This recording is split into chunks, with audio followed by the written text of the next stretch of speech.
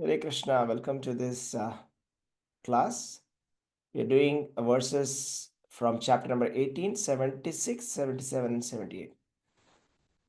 Rajan samsmritya samsmritya samvadam imam adbhutam keshavarjunayo punyam hrishyami cha muhurmuhu. O king, as I repeatedly recall this wondrous and holy dialogue between Krishna and Arjuna, I take pleasure being thrilled at every moment. Let's go to the next one. Hare Krishna Prabhuji, it is not getting displayed.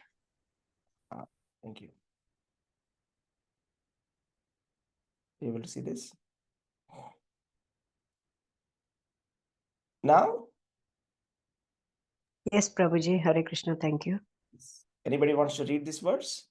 76, Rajan Samskriti Samskriti. Hare Krishna. May I, Prabhuji? Yes. But the Sanskrit one, it's not visible to me, Prabhuji. If you permit. Yes, Prabhuji. Hare Krishna. Rajan Sansmritya Sansmritya Samvadam Imam Adbhutam Keshavarjunayo Punyam Rishyami Cha Muhurmuhu. Hare Krishna. Hare Krishna. Thank you very much. Okay, let's go to the next one. Tacha samsmritya samsmritya rupam atyadbhutam harehe vismayo me mahan rajan hrishyami cha punah punah. O king, as I remember the wonderful form of Lord Krishna, I am struck with wonder more and more, and I rejoice again and again. Anybody wants to read this?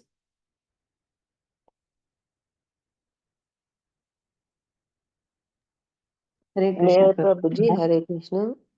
Yeah, go ahead, Mataji. Kalyani Mataji. Tacha samsmritya samsmritya rupamatyadbhutam harehe vismayo me maharajan rishyami cha punah punah.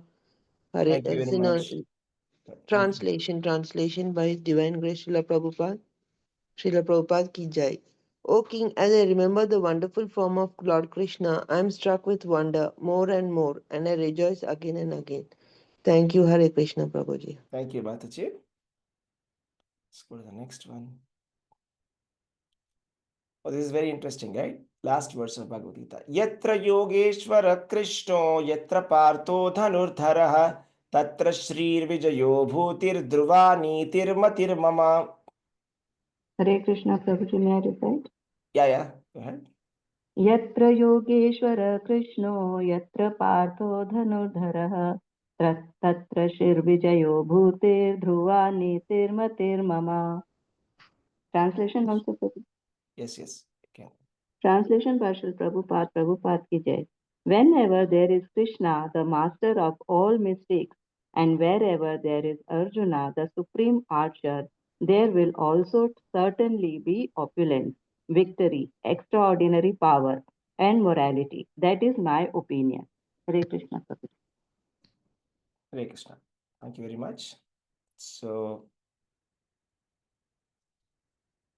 this is the conclusive verses of Bhagavad Gita. So what will be there in the conclusive verses of Bhagavad Gita and who is speaking it? So let us start from here. Like, who is speaking this conclusive verses of Bhagavad Gita? Can anybody tell me? Sanjay. Okay. And the first verse of Bhagavad Gita, who spoke that verse? Dhritarashtra. And what was the first verse? What was the question? I mean, not the Sanskrit text, but what was the meaning of it? What was it? What was happening in the battlefield of Kurukshetra? Yeah, it was a question by Dhritarashtra. And Sanjaya starts answering his questions, right? And then he's winding up entire Bhagavad Gita, towards the end. And last two verses, last three, right? So here the first thing that we see is he's very, very ecstatic, saying Rajan samsmritya samsmritya samvadam idam adbhutam imam adbhutam keshavarjunayo punyam hrishyami cha muhurmuhu. So as I repeatedly recall this wondrous and holy dialogue between Krishna and Arjuna, I take pleasure of being thrilled at every moment. Right. So the first point that we see from here is that Sanjaya was feeling very thrilled remembering this conversation. So let us try to understand why was he getting thrilled. So what do you think? Why was he getting thrilled?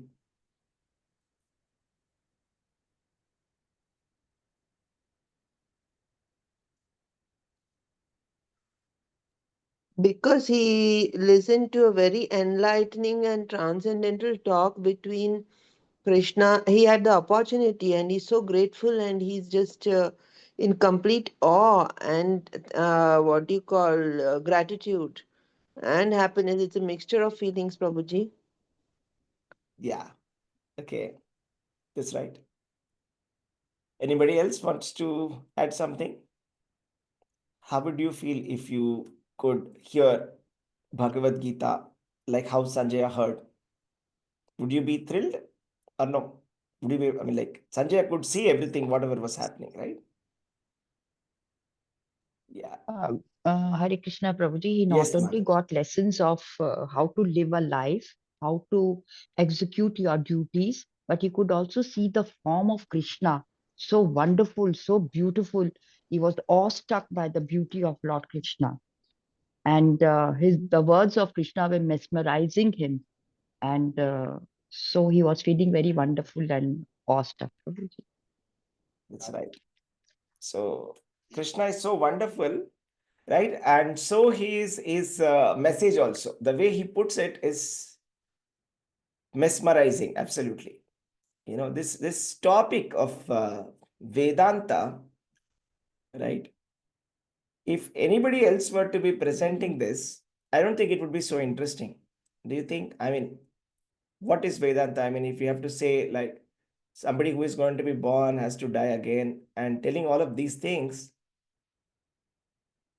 it would not be as interesting if anybody else would have said, right? So when it comes from the lotus mouth of Krishna, it becomes very interesting, very beautiful, very nice to hear, right?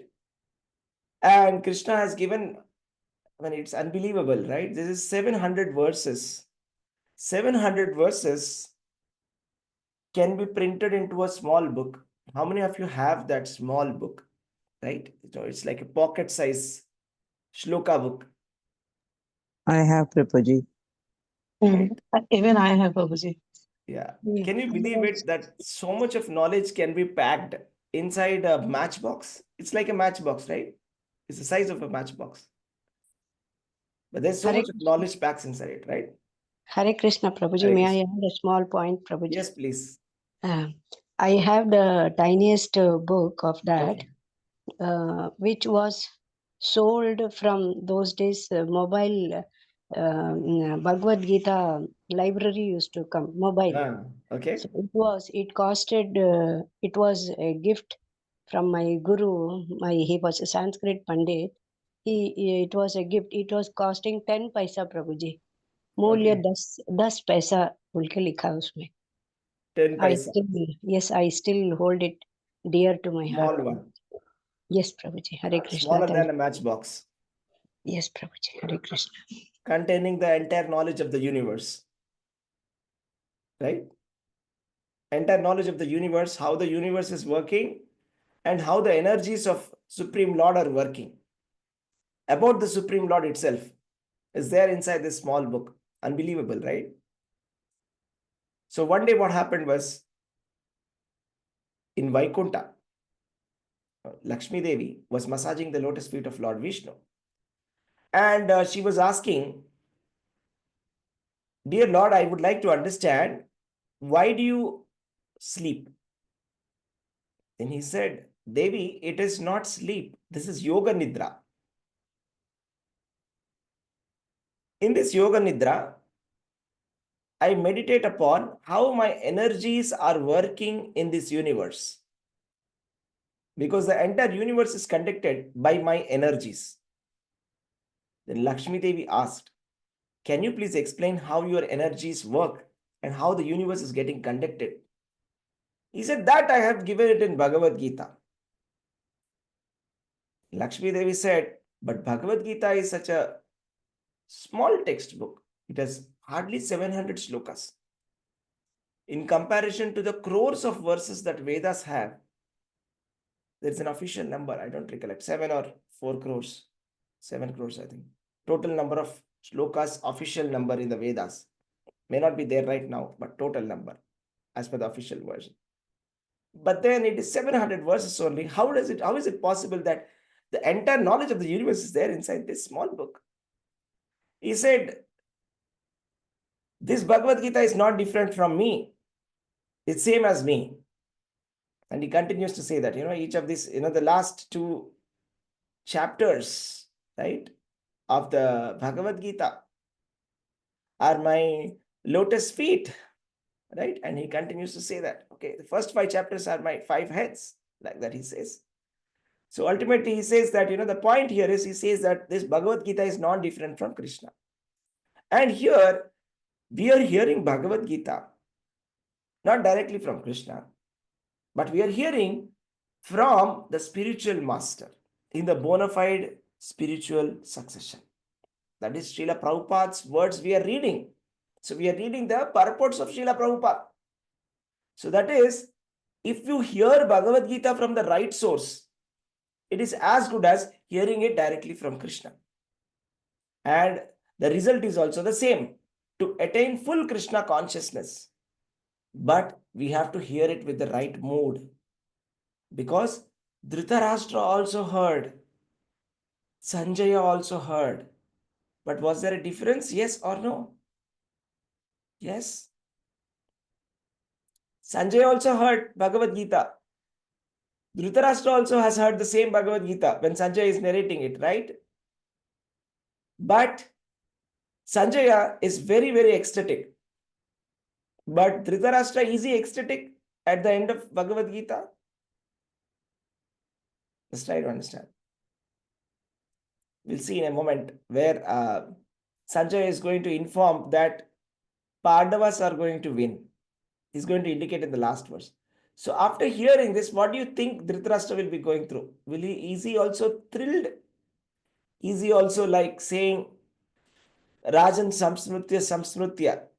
And then he's saying, Rishyami cha muhurmuhu. So again and again, I'm becoming ecstatic. Is Dhritarashtra also becoming ecstatic after hearing Bhagavad Gita? What do you think? Yes? No?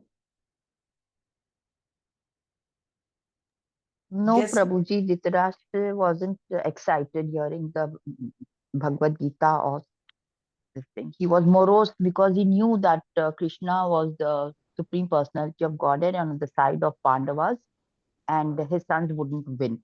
So he was full of morose. Even after hearing all these important messages, he wasn't enlightened. He was yet stuck at the love of his children. Yeah, let's try to understand that, okay? Why is he morose? Despite hearing the entire Bhagavad Gita, he's still morose. Why? Because you almost said it, Mataji.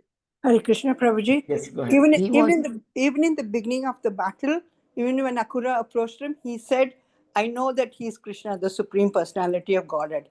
But any sort of advice will go over my head because I'm in so much of love with my son. So he did not accept that Krishna, like his children will not win because he had the army, he had this. He was hoping against hope that he will win, but he knew the end result even before the battle was. Yes, thank you, Mataji. Anyone else? Hare Krishna, Prabhuji. Dhritarashtra did not consider Pandavas to his sons, and he was very envy. That's right. He was hopeful that his sons will win, Prabhuji.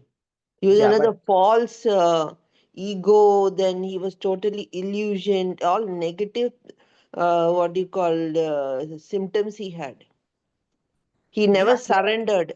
Yes, that's right. That's right. Thank you, Mataji. He was not surrendered. He had a wrong conception about life. And he was materially afflicted. Right? And he is in complete material consciousness. He is not in Krishna consciousness. And he has taken the wrong side also. The opposite side of Krishna. So he was expecting that at the end of Bhagavad Gita, maybe Arjuna will say that, okay, I do not want to fight the war. Now I understood that you are the Supreme Lord. So, okay, I'm going to give up the war. You see? So this is a very important lesson for all of us, that how should we read Bhagavad Gita? So we should not read like Dhritarashtra for sure, right? So what happens if we are in material consciousness, right? So if we are in material consciousness, then Bhagavad Gita will not have effect on us, right? So we should hear like whom then? Sanjaya, Arjuna, or Dhritarashtra? How should we hear like? What do you think? Arjun. Arjuna, Prabhuji. Like Arjuna and Arjuna. Sanjaya both. Arjuna and Sanjaya both, right? The way they have heard. What is the meaning of Arjuna heard? So the meaning of hearing is, see, Arjuna, when he heard, how do you know that somebody has heard it or not? So let us say there's a school teacher who's giving a school class, okay? At the end, how does the teacher make sure that, the student, all the students have heard it properly or not? How does the teacher understand? By asking a question, have you understood it? Exactly. Have you understood it properly?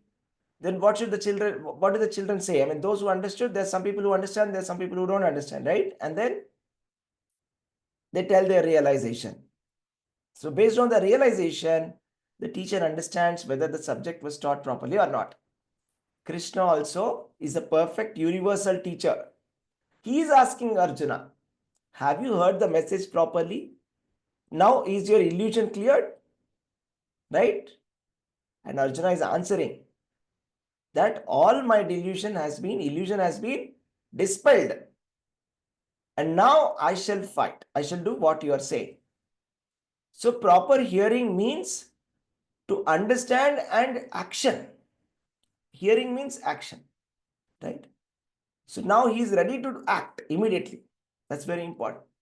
So similarly, the lesson that we have to learn from this is, after hearing Bhagavad Gita, it's not just exercise, oral exercise, but it is meant for action.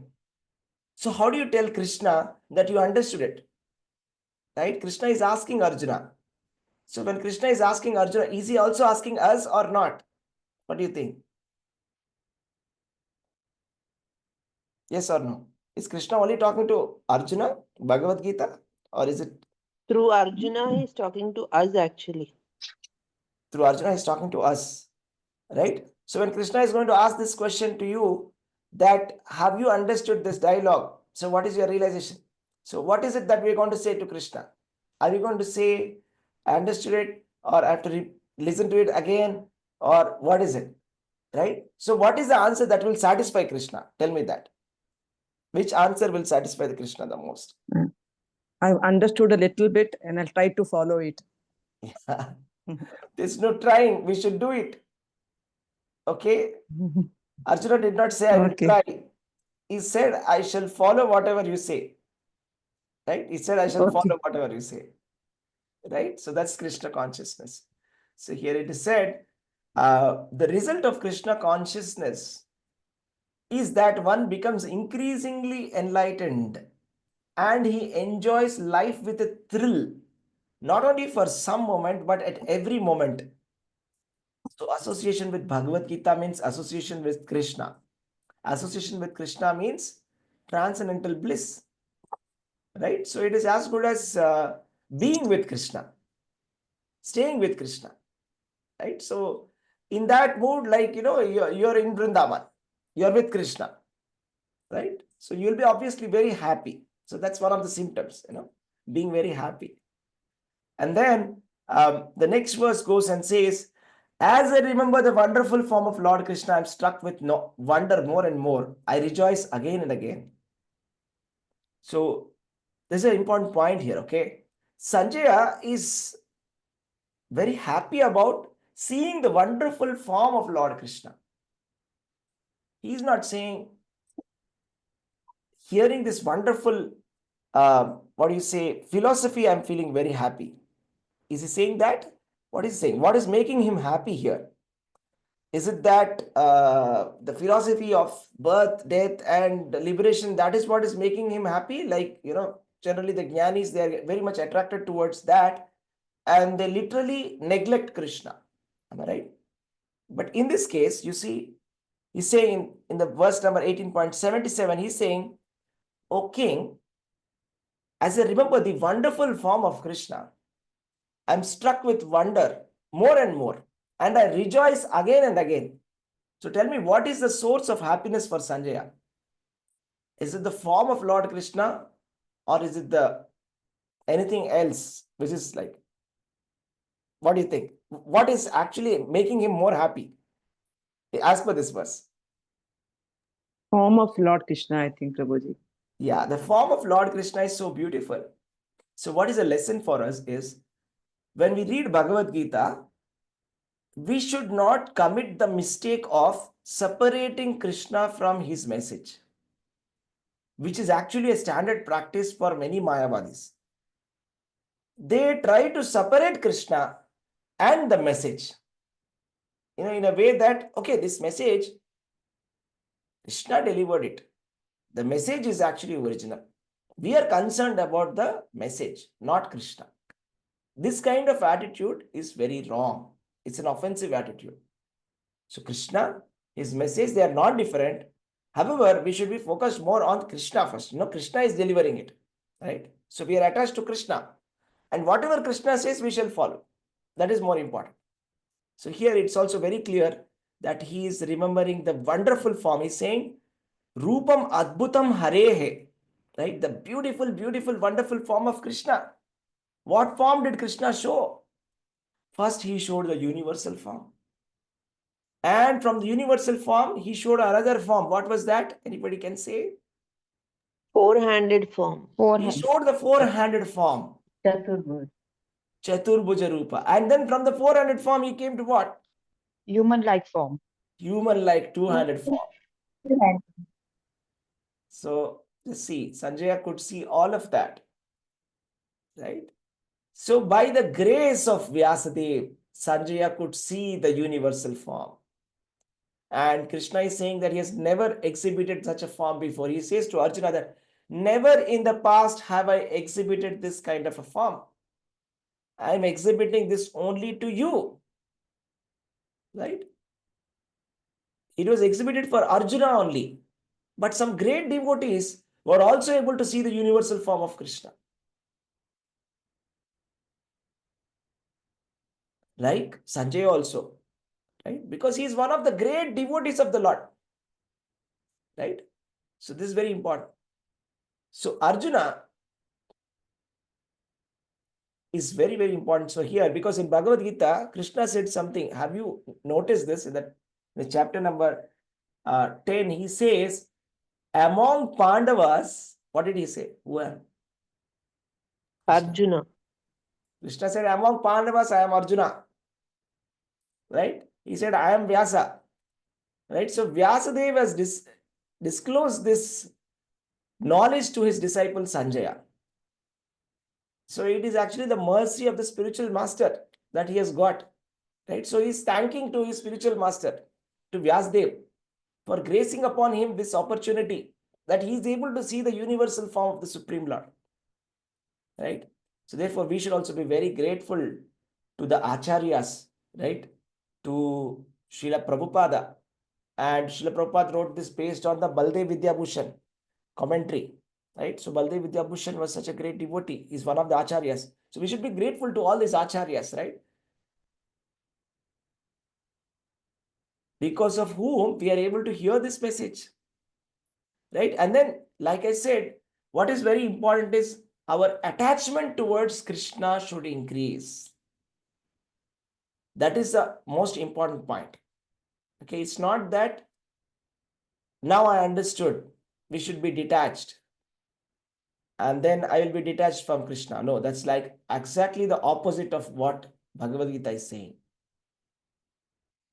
Our attachment towards Krishna should increase multiple times, many-fold, 10 times after hearing Bhagavad-gītā. Because the Supreme Lord himself has come and he's giving the message to us directly. There's no via media. He's giving the message directly, right? So there's no religion in the world where it claims that God has spoken. Do you know any religion like that? Do you know any holy text which claims to be the word of God, the song of God? This, my dear devotees, is the only text. Bhagavad-gītā. This is a song sung by the Supreme Lord himself. Right? And then, what is the benefit of having this Bhagavad-gītā? By hearing the message of the Supreme Personality of Godhead, or keeping this Bhagavad-gītā with us, what is it that we are going to get? What is the benefit of it? Let's see that. So that's the last verse of Bhagavad-gītā, right? Very important. Yatra Yogeshwara Krishno, Yatra Partho Dhanurdaraha, Tatra Shrir Vijayo Bhutir Dhruva Nitir Matir Mama. So what is very important in this word is, it said Dhruva. What does Dhruva mean? We heard about the Dhruva Maharaj pastime recently, but what does Dhruva actually mean? We said Dhruva Loka. So what does Dhruva Loka mean? Dhruva means certain, means permanent. It's like without any doubt. It's like fixed. Just like pole star is fixed there. Okay, nobody can change its position, right? Similarly, there is something, Sanjay is saying Dhruva. Dhruva is a word, a very powerful word that's been used here. It says that it is very certain, I'm telling you. What is very certain? That wherever there is Krishna and wherever there is Arjuna, there'll be 1, 2, 3, 4 things. And what are that 4 things? Number 1, Shri. That means opulence. Wherever there is Bhagavad-gītā, wherever we discuss this Bhagavad-gītā, there will be opulence. There will be Lakshmi. That is natural. Wherever the discussion of Lord Vishnu is happening, Lakshmi Devi will be there, obviously, isn't it?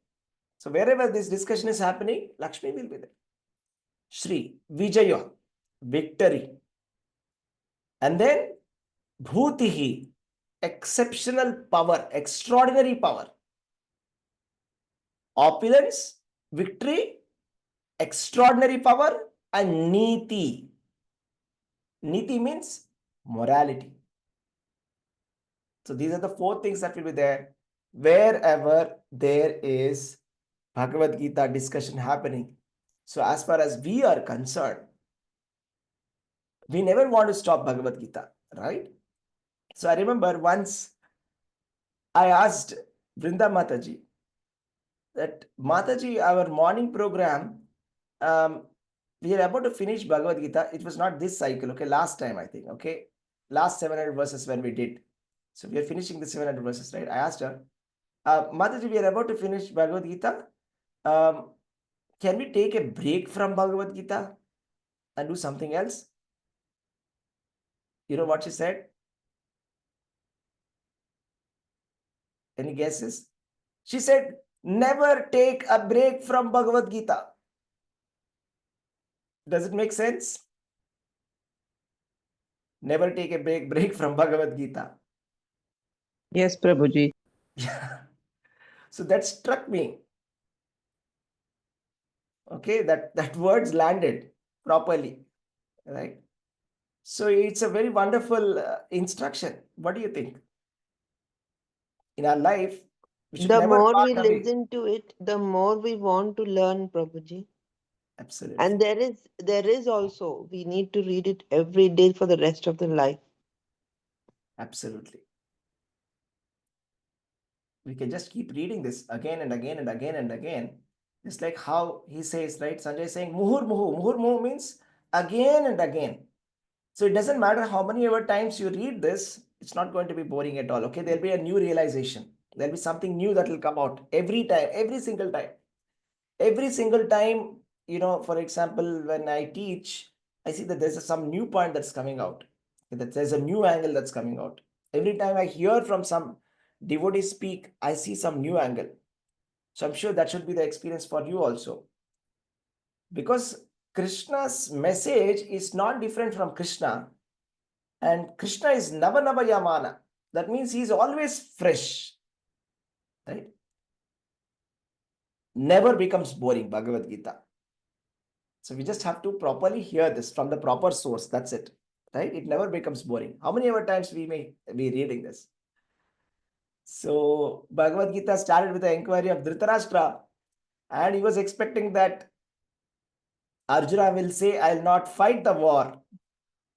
Because we know that Dhritarashtra is exactly an embodiment of avidya, right? Ignorance, material consciousness. And he wanted to hear, something else. See, don't you think we have a little bit of Dhritarashtra in us as well? That we want to hear something, but when we don't get to hear what we want to hear, we become upset. Yes or no? Generally. But Krishna, being the original spiritual master, right? He does not try to entertain the disciple. Whether we like it or not, he is going to give the truth. Right? Arjuna may not have liked it in the beginning, right? Because it would be like bitter medicine. The medicine in the beginning is bitter, right? And after you take the medicine, it becomes sweet, right? So in the beginning, it's like very bitter to hear all of this because, somewhere we are in the mood of Arjuna, where we are in that material consciousness. We don't want to do our duty. We don't want to become God conscious, right? We don't want to surrender to God. We don't want to surrender to the spiritual master. So whatever Krishna is saying that you must do it, and then you're not the body, and your bodily relationship and whatever you are imagining is completely a dream. It has no value at all. So when we hear this, our world gets shattered first in the beginning. Because we are in a kind of illusion, or we're kind of building a castle on the sand, right? Just like in the beach, children are building castles with the help of that sand, right? So it's like a big wave coming and washing off that castle. Oh, but I thought it's like this. I thought life is like this. Everybody has got their own views on their life, right? Life is this, life is that, life is this, life is that. But then Krishna, being the original spiritual master, does not say what we want to hear. He did not say what Dhritarashtra wanted to hear. He did not say what Arjuna wanted to hear. He simply said what is the truth. So this is Bhagavad Gita. So Dhritarashtra, his hopes got shattered. Now it's very clear. Sanjaya is saying, wherever there is Krishna and Arjuna, there will be victory. So what do you think he's saying? To the answer, answer to the first question, when he asked who is going to be winning. I mean, what happened at the battlefield of Kurukshetra? What is the answer? Yeah. Did he answer that question or not? First question. Yes, Prabhuji, he said that wherever Krishna is, and Krishna was at the side of Pandavas, so it was clear message that the Pandavas would win. That's it. He made it very clear that, Pandavas are winning this war. And wherever there is Krishna, there is going to be victory. That's it. Wherever there is Krishna, so wherever there is a Supreme Lord and the pure devotee, there will be success. Simple. So all we have to do is associate with Krishna, associate with Guru. Two things. So the Vedas, it is said that a person who is attached to the spiritual master and who is attached to Krishna, Yasya deve tata bhaktir tasya devo tata guru. That means those who are very much attached to Guru and Krishna, they will understand the real meaning of Vedas and not anybody else. So this is the thing. And who is Guru? Guru is the pure devotee of Krishna. So Arjuna is our Guru because he heard it first. So sometimes some people ask, is Arjuna in our disciplic succession? The answer is yes.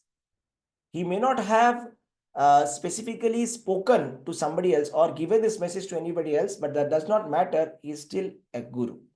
Okay, because he is setting an example. He is hearing from Krishna directly, and we are hearing through him. He is asking questions for us, and we are hearing through him. So this is a disciplic chain, right? So wherever there is Krishna, wherever there is Arjuna, the pure devotee of the Lord, there will be victory. And Sanjay has already predicted that the war is going to be won by the Pandavas, right? And then Yudhishthir Maharaj is going to become the king, right? And Krishna wants to place Yudhishthir Maharaj as the king, who was very, very righteous, and he was a very strict moralist. It is said that he never spoke a lie during his life, right? This is the main point. So that's the thing, okay? So a lot of people try to misunderstand this, that they think that Bhagavad-gītā is actually a discussion between two friends. But it is not, okay? This is a discussion between the spiritual master and the disciple. So ultimately, the supreme instruction of morality is this. Manmana bhava madbhakto. That means one must become a devotee of Krishna. And that is the essence of all religion. Sarva dharman parityajya mamekam sharanam vraja. This is the supreme process of religion. The purpose of any religion is to always think about God, to be in God consciousness, and to give up all kinds of conceptions and surrender unto God. This is the most purifying process, and this is the last instruction of the Gita. And this is the last word in all morality and religion. What is that? It's 3 words. Surrender unto Krishna. Just 3 words. This is the verdict of the 18th chapter. Right? So, the highest perfection of life we can achieve by doing this simple thing. 3 words. Surrender unto Krishna. That is Krishna consciousness. Okay? Hare Krishna devotees. Thank you very much. Hare Krishna Prabhuji, you told for the reading 4 words you told. One is Sri, one is Vijay, one is Niti, and another one Bhuti Prabhuji. Bhuti, or right? Extraordinary power. Bhuti means Bhuti. extraordinary power. Shri means opulence. Vijaya means victory. Bhuti means extraordinary power. And Niti means morality. Thank you, Prabhuji. Hare Krishna. Yes. And the highest morality is not what we think is morality, okay? We think morality means just saying the truth, just saying the truth, just being non-violent, just being non-violent.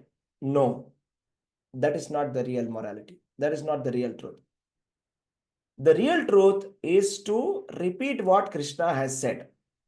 That is called real truth. The highest morality is to become a devotee of Krishna.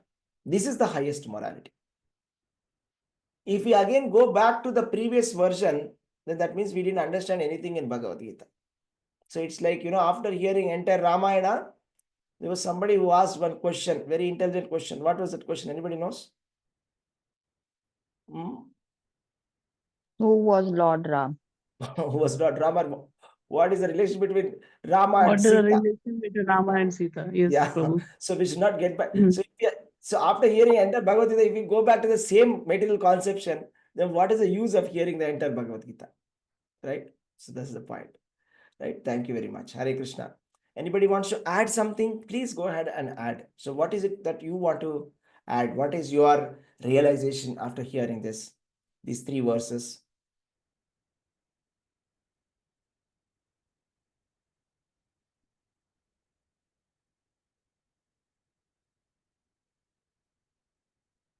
What do you want to add? Do you want to add something? Say something? The class is not to be broken, Prabhuji. That's Continue. nice. Yeah. The class did not be broken. Yeah, that was a very nice message. Yeah. Yes. And then what else? Get back to the first chapter Yeah, get back and to the first continue chapter. it. Yeah, continue it, right? And what else? Read it with more depth. Get into the depths. Yeah, reading it with more depth. But just one point I want to say here, okay? See, reading and hearing means it is accepting the message of Krishna. That's what I said, no? So, for example, in the chapter number 15 also, I'll share you one interesting verse. So, Krishna says, Yomam janati asammudo janati purushottamam sasarvavid bhajati mam sarva bhavena bharat.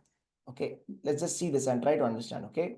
Yomam evam asammudo janati purushottamam sasarvavid bhajati mam sarva bhavena bharat. That means, what is the proof of understanding Bhagavad Gita? Is it academic understanding or practical understanding? This we have to understand, okay? Because academic understanding can go on for a lifetime or millions of lifetimes also. We can dissect each and every word and try to bring different commentaries by Vishwanath Chakravarti Thakur, by Ramanujacharya commentary. We can bring different commentaries and we can have different viewpoints and discuss all of that. But that is not so useful. That's not the point also. Okay. The point is this, in this chapter number 15, verse number 19, Krishna is saying, whoever knows me as the Supreme Personality of Godhead without doubting is the knower of everything. Point number one. The point number one is, if you understand that Krishna is the Supreme Personality of Godhead, you have understood it all. That's point number one. The next point is, he therefore engages himself in full devotional service to me, O son of Bharata. The proof is in the pudding. That means, if you have understood Bhagavad Gita, then the next line should follow. What is the next line? He therefore engages himself in full devotional service to me. So what do you understand from this? Hare Krishna. What is Krishna trying to say? Krishna is saying whoever has understood me, he has nothing more to understand anything. He can worship me. Sarva dharma parityajya mamekam sharanam vraja. Yeah. So He is engaging in full devotional service to Krishna. So it means the point is, see, the point of repeating Bhagavad Gita for us is to just go closer to this point, right? Go closer to Krishna, go and do service to Krishna. Full devotion. No, it's about serving Krishna, right? Doing the full devotional service, the way he is expecting it. That is the most important part. That's a practical point, right? So that's the point. Like, for example, we are learning something, learn, and then there must be somewhere when you do something about it, isn't it? That's Hare how Krishna, we Prabhuji. did, right? Yeah, Hare Krishna. Hare Krishna, Prabhuji. I think we are all being advised to worship the Shabda Rupa of the Lord, Prabhuji, through this scripture. Hare Krishna. Hare Krishna. But how do you worship? That's what I'm saying. Prabhuji, may What I is the add, meaning of Prabhuji? worship? What is the meaning Should of put it worship into of? practice. Whatever you have Yeah, learned, you live the life of what you are reading. What you read, you just put it into practice and become Krishnaized. yeah, we have to become Krishna. Just like Arjuna, for example, is hearing Bhagavad Gita. Just imagine if he said this, very wonderful Krishna, it's very beautiful message. Can you please repeat once more? I'll sit down and hear. We'll just sit here and we'll keep on hearing the same thing again and again and again and again. Then what will be Krishna's reaction next?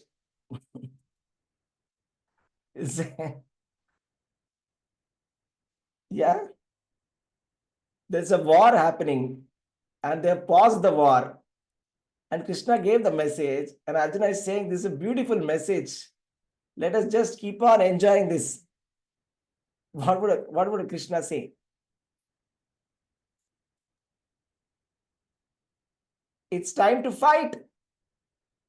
We are in the middle of a war, right? So similarly, we are right now in the middle of a war. That means any moment we may die. Any moment we can get an animal body. This is our current position. So at this point of time, we should get this knowledge and immediately do devotional service of Krishna. That is our duty. So then we can save ourselves. Right? So that's the message of Gita. So that's what we should be trying to do. That means we should immediately practically implement this, and without having to wait to understand it more and more or dissect it more and more. The message is very simple and very clear. Just to simply become the devotee of Krishna and engage in full devotional service. That's what Krishna said, Mam Anusmara Yudhyacha. He said, remember me and get up and fight. Simple. So in our case, it may not be fighting for us. We may not be warriors. We don't want to fight also unnecessarily. But we just want to do our duties, whatever we are doing, right, perfectly well in Krishna consciousness. Agreed? Perfect? Is that okay? Yes, Hare Prabhu. Krishna. Yeah. So let's all take that lesson and become fully Krishna conscious by following Krishna's instruction. Okay, thank you very much. Hare Krishna. And a quick announcement that for the next version of Bhagavad Gita, how are we going to do it? So a lot of you must be curious about it, right? How many of you want to know, like, what are we going to do next? Right? Nobody? Yeah, I can see some hands. Only one hand, two hands, three. Okay. So the next one we're doing slightly different. Okay. We're not going to go through verse number 1 to verse number 700. We're doing it slightly differently. We're going to go through a theme-wise exploration of Bhagavad Gita. That means there's a thematic, categorization of the verses which has been done. And we took this categorization from the Gita Subodhini, written by His Grace Gauranga Darshan Prabhu, where towards the end in appendix, he has given the categorization of the verses of Bhagavad Gita based on different categories. For example, the first category is Krishna, the source of the universe, the cause of all the causes, something like that. So, and then, we do Krishna, Krishna, Krishna, Krishna for a couple of months. And then the soul, for example, the soul, all the topics related to soul, all the different places it would have been said, all of them will be doing it. So it won't be in a natural order. Okay. So it's not going to be like 1.1, 1.2, 1.3, 1.4. It's going to be a little bit random, but there'll be a common string, that is, it will be in a theme. Understand? So for example, if you're going to start tomorrow, I don't know what exactly is the verse for tomorrow, but it's definitely not going to be in the 1.1. Maybe, may not be. Generally, no. Okay. Is that clear? So that's how we'll go through all the important themes of Bhagavad Gita, like Krishna, and we'll go through one of the themes is the soul, one of the themes is karma, one of the themes is renunciation, one of the themes is 3 modes of material nature, like that. So it's very interesting. It's going on in the other languages. They've already started in Telugu and in Hindi also, and it's received very well. It's very interesting. So I would request all of you to please keep coming. It's going to be more exciting because every day you don't know what verse is going to come next. It's a surprise. So at least right now we can say 18. Everybody knew 18.76, 77, 78, but it's not going to be like that. Tomorrow, like completely different chapter, different verse will suddenly pop up. Okay, so it's going to be every day going to be very exciting. Okay. So thank you very much, Hare Krishna devotees. Thank you very much for joining. Please keep coming to these classes, and you can also call your friends to come to these classes. Okay, we have to. It's a very nice way to start the day, right? Hearing Bhagavad Gita. It's a positive boost for all of us, right? Hare Krishna. Thank you very much. Hare Krishna, Prabhuji. Thank you very much. Wonderful class, Prabhuji. Hare Krishna, Prabhuji. Beautiful. Hare Krishna. Thank you, Prabhuji. Hare Krishna. Hare Thank you, Krishna, Manju. Prabhuji. Thank you, Dandavat Prabhuji. pranam. Hare Krishna to all Hare devotees Krishna, assembled. Prabhuji. Hare Thank you. Krishna. Dandavat pranam to everybody. Dandavat pranam.